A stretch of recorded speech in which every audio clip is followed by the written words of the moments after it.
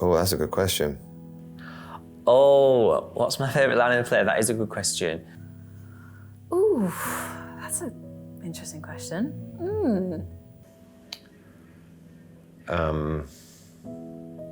Oh, that's such a good question. I think it has to be,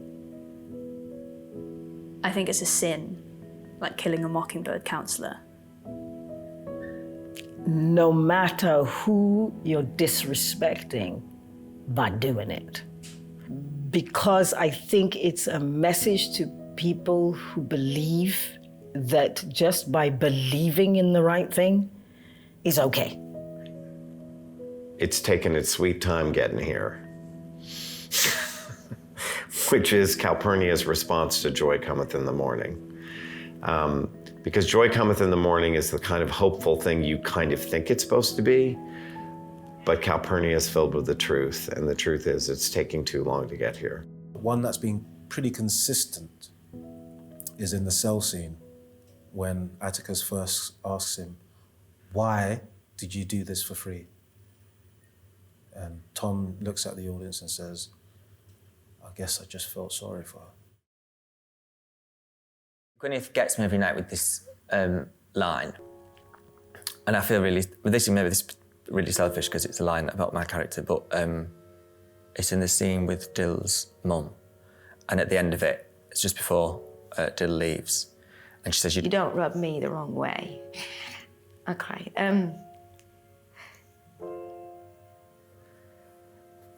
it gets me every time. It gets me now. I still find it such a gorgeous line, and the way that she delivers it, she just sees him for what he is. It's about seeing your friend and seeing their pain and saying, I'll love you regardless. I will always love you. And I think that we could all do with that. I think wherever you sit in this world, someone saying, I will always love you. I'm going to ask better of you. I'm going to ask you to work. But I will love you. It's really important. I'm proud. I'm really proud of this company, of every single member of it. It's an honor to play this part. It really is. To play this part is humbling. And to feel her power and then be given the opportunity to share that voice on stage in the West End, it's my honor. I'm honored to play Calpurnia. As a first professional stage debut, I feel incredibly grateful to be doing a production with a company that is fantastic, every single person in their own right. When I heard I got it, you see the list of people that are working on this production, you're like, what is going on? I genuinely have felt most of the time there have been a lot of pinch me moments where I've had to just like check in with myself and just be like, yeah, okay, this is still happening. Yeah, people, where I'm from don't tend to get to do this kind of a job. And I've had a huge amount of support and I'm so grateful to those people. But it's really lovely. I've got a picture of myself as like a little chubby 10-year-old in my dressing room. And I will try and tell that kid, you're doing good, you're trying your best. And you're committed to telling a story, and that's what's important. You've committed. And as long as you try your best and you commit, then that's the best you can do. Playing Atticus Finch, for which will be 176 times, I can say it was the best of times, it was the worst of times.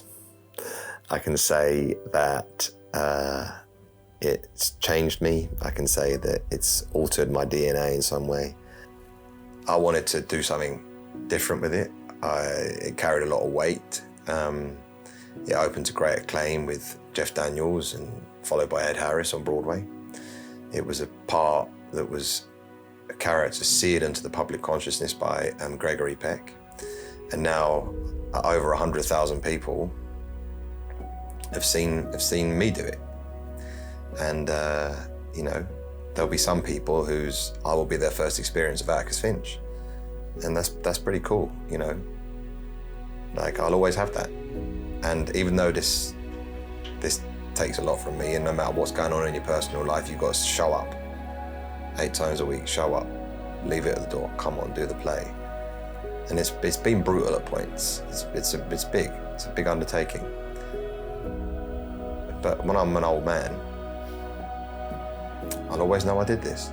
I passed the baton on to Richard Coyle, who is not only one of our great actors, but one of my great friends in real life. And it's in very, very safe hands.